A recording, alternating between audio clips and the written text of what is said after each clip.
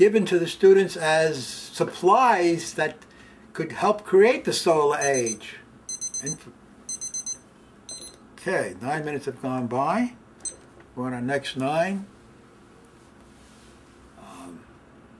So, could you this summer, 2010, help create Economic Justice Day for the November 2nd election?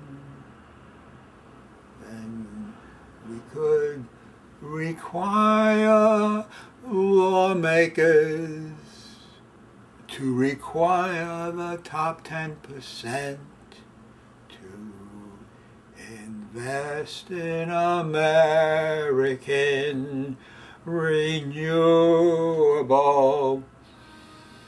energy independence. Let's mobilize for Economic Justice Day this November 2nd.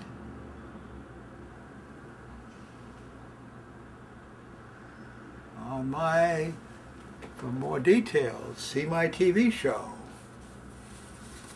at 12:30 p.m. Monday to Friday. It's seen worldwide, Eastern Time, or on the Manhattan cable channels, 57 of Time Warner, 84 of Verizon, 84 of RCN, and 35 of Verizon. So, to create a 1-10-100 citizen network, get 10 people in a day, just make one effort one day for economic justice for this November 2nd election, which means we're going to demand of our lawmakers that they require the top 10% of U.S. households to invest in American renewable energy independence. $333 billion. 333 billion yearly. $333 billion yearly to overcome 666. 666. They overcome the devil, the greed that this country has been lost in. And we can amend the Constitution to eventually limit wealth. I mean, cap wealth, limit wealth. Not eliminate, but limit on what one can spend for oneself. $20 million should be reasonable at this time in history. And the Constitution can say, relative to the poor, the middle class, the upper class, the rich can only spend so much money on themselves. Currently, $20 million, based on, we could say, on a living wage of $10 an hour, which would be $20,000 a year, times $1,000. I mean, 1,000 units. That would be $20 million. 20,000 times 1,000 is 20 million. And that, right now at $7.35 an hour, that's a little over $15,000 a year. And if you multiply that by 1,000, the rich could only then spend 15 million on themselves. This is an idea of capping wealth and how to do it. And so the rich would then say, okay, let's raise the minimum wage from $7.35 to $10 so we can then have $20 million at this time to spend on ourselves. And what about the rest of the money? Well, I'm not taking a penny away, just requiring that all the rest of that money go into small businesses. That would really make our country flourish. So they'd have to liquidate whatever they have to do and take that money and put it into small businesses. But they would not have a... They could do 2 things, 3 things. They could also put it into non-profits if they prefer. This could be in the Constitution. You see?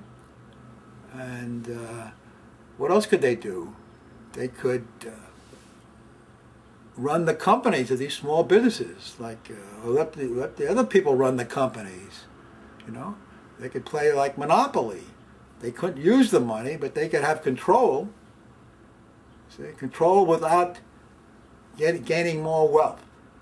And of the $20 million they would have, the Constitution could require that $10 million be put up in a 30-year Treasury note, and therefore they would get steady income at 4.5%. That'd be $450,000 every year for 30 years without working. You know, is that a big deal? When the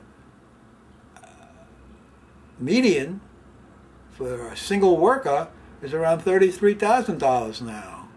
You see, so $33,000 times 600 is close to 20 million. That could be put in the Constitution also. Where it's 600 times the median worker is the most they could get. So and then this could be done for other levels beside the median worker. You know, a family of two, a household makes about $50,000 a year. So 50,000 times what number will give you 20 million, which is all they could spend. And of the 20 million, 10 million would have to go into, then we could also limit income too, as to how much, what's reasonable for anybody to have. Anyway, so all this could be done, you know, in a fair way, so people can live not so ultra lavishly, but they can live lavishly. You know how long it would take you to earn $20 million if you put away $200,000 every year, just saved it, forget about the interest on it, just saving $200,000 a year? It would take you 100 years to get $20 million. So it's, how many people make $200,000, you know, a year? Not that, and then you can save that. You have to earn maybe 400,000. So having 20 million at this time, you know, is an enormous blessing, and there's no need for anybody to have more than that for their own personal use. So we put out of business the horse and buggy. We'll put out of business all these extravagant living lifestyles, and people could still live very well. Okay, so that's my view of economic justice. Getting some ownership in the company after you work, requiring the rich to build our energy system with their income, and then paying off our national debt with their enormous wealth, top 10%, 1% a year, that would be $460 billion every year. So it's all doable if we're united and capping wealth. And then maybe not, you know, in terms of, you'd have to put in the Constitution, you can't, no one could buy anybody a cup of coffee who's in public office. 5 years in jail for a cup of coffee. So we get money out of politics. But that has to be put in the Constitution, you know. And 10 years if you do it twice, buy a congressman a cup of coffee. And then 3 strikes and you're out forever. So get money out of politics, one way or another, if we were united. You know, it's doable. So should we meditate